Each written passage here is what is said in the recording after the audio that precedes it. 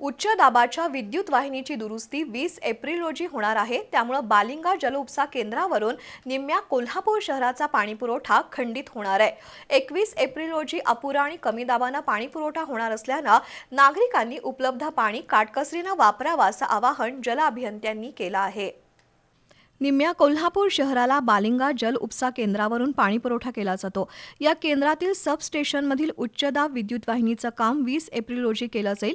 त्यामुळे बालिंग आणि नागदेववाडी अशुद्ध जल उपसा केंद्रातील विद्युत पुरवठा बंद राहणार असल्याने 20 एप्रिल रोजी निम्म्या कोल्हापूर शहराचा पाणीपुरवठा खंडित होणार आहे।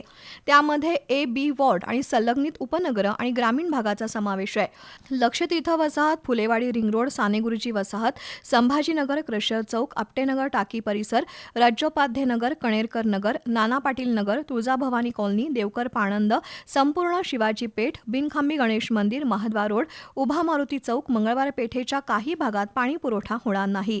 सी डी वॉर्डातील दुधाळी, गंगावेश, उत्तरेश्वर पेठ, शुक्रवार पेठ, ब्रह्मपुरी, बुधवार पेठ तालीम परिसर, सिद्धार्थ नगर, पापाची तिकटी, लक्ष्मीपुरी, शनिवार पेठ, बिंदू चौक, आझाद चौक, उमा टॉकीज परिसर, खानविलकर पेट्रोल पंप परिसर, शाहूपुरी 5वी ते 8वी गल्ली, कुंभार गल्ली, बागल चौक या परिसरात येत्या सोमवारी पाणी पुरवठा होणार नाही।